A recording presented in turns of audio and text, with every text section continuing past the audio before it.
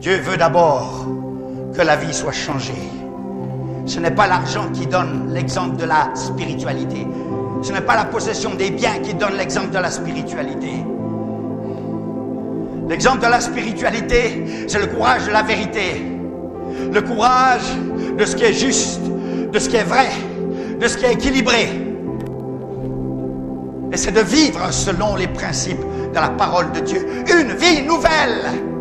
Et alors, à ce moment-là, Dieu bénit. Et il bénira. Et il bénira. Tu auras plus que tu en as besoin pour toi-même. Alors tu vas donner pour l'œuvre de Dieu. Tu vas donner pour que d'autres prospèrent à cause de ta fidélité. Aide-nous à comprendre, Dieu. Quand j'entends des fois les choses qui sont dites, je me dis, mais je ne comprends pas, Seigneur. Je ne comprends pas pourquoi ils sont à tel point aveuglés. Prêche contre le péché, prêche contre les choses, les souillures qui se font dans ce monde. Ceci vient d'abord, la repentance, la première des choses que Dieu demande.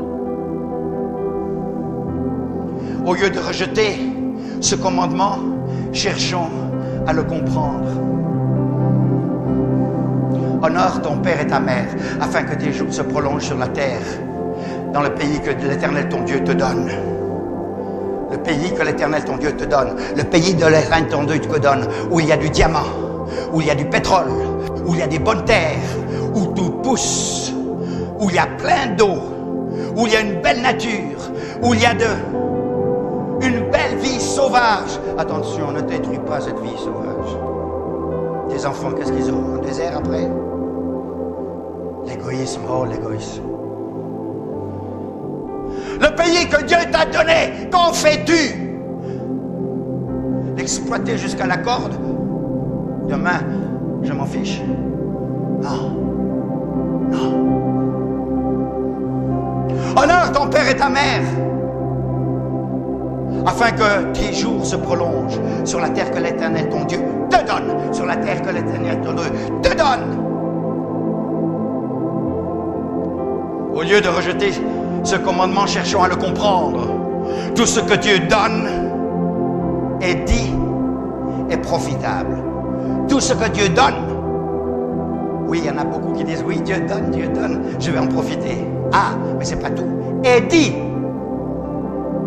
Mais là, on ne veut pas écouter ce qu'il dit. On ne veut pas écouter ce qu'il dit. On ne veut pas écouter sa parole. On veut faire sa propre volonté. Tout ce que Dieu donne et dit est profitable et n'est jamais pour détruire, jamais pour détruire. Il y a là une volonté de Dieu pour notre bien, une volonté de Dieu qui nous est profitable. Croyez-vous que Dieu veut que nous soyons pauvres? Moi, je ne le crois pas. Je n'ai jamais prêché la pauvreté. Croyez-vous que Dieu veut que nous ayons faim et que nous n'ayons pas d'habits à nous mettre et pas de maison à loger? Il serait un mauvais Dieu s'il voulait cela. Mais ça, ce ne sont pas les premières choses dans la vie. La première chose dans la vie, c'est de connaître Dieu et de vivre pour lui. Et il se fera un plaisir de nous donner tout ce dont nous avons besoin. Et en plus de cela, il nous donnera le contentement. Pourquoi? Parce que j'ai vu beaucoup de riches qui n'étaient jamais contents avec ce qu'ils avaient. Et j'ai vu des pauvres, entre guillemets, qui étaient satisfaits et qui avaient le contentement parce que chaque jour, ils avaient la nourriture nécessaire. Tout est relatif dans ces termes de riches et de pauvreté. Tout est relatif. Beaucoup de riches sont très pauvres, très pauvres, très pauvres. Dieu veut notre prospérité spirituelle. Spirituelle. Et conséquence, nous prospérons en toutes choses au lieu de gaspiller notre argent à des futilités. Sachant que les 10 commandements sont adressés en premier aux adultes, membres de la communauté d'Israël, et par prolongement, membres du corps de Christ. Ce commandement est adressé aux adultes. D'abord, il est dit honore ton père et ta mère, d'accord, mais d'abord c'est adressé aux adultes.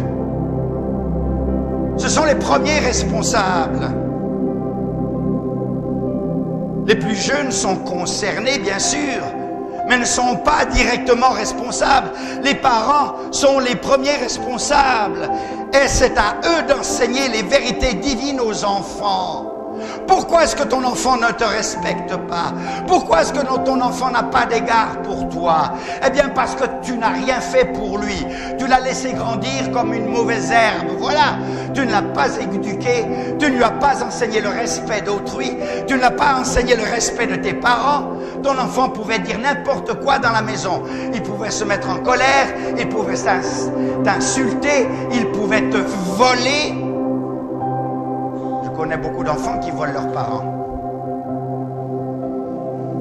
Et toi, tu disais rien. Ou alors tu disais, comme j'ai vu dans certaines familles, pas ici, mais j'ai vu ça ailleurs, dire à l'enfant, ne fais pas ça. Ne le fais pas. Oh, je t'en prie, c'est pas bien. C'est comme ça qu'on éduque un enfant. Eh non. Dis, viens voir ici, toi. J'ai 2 mots à te dire. Tu sais que je t'ai défendu cette action. Je t'ai défendu de faire ceci ou cela.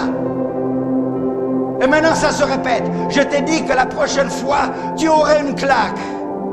Eh bien voilà ta claque. Pan. Et que ça ne se reproduise pas, parce que la prochaine fois, tu auras double. Tu as compris?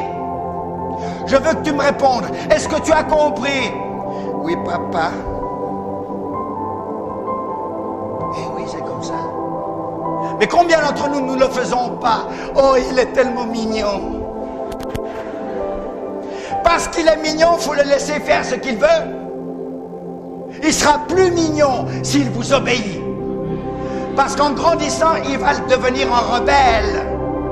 Il doit apprendre à obéir. L'obéissance s'apprend à la maison. Le respect de l'autre s'apprend à la maison. Le respect des commandements et des lois s'apprend à la maison. Mais combien d'entre nous, nous avons grandi comme des petits sauvages? Pourquoi? Papa n'était jamais à la maison.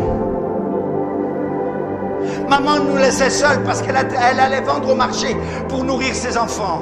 Nous avons grandi dans la rue. Et nous avons pris toutes sortes de mauvaises choses avec les autres. Et nous avons été influencés de la sorte.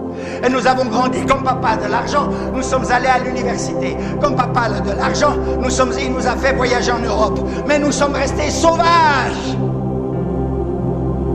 Maintenant, nous revenons avec un diplôme et rempli et bourré d'orgueil.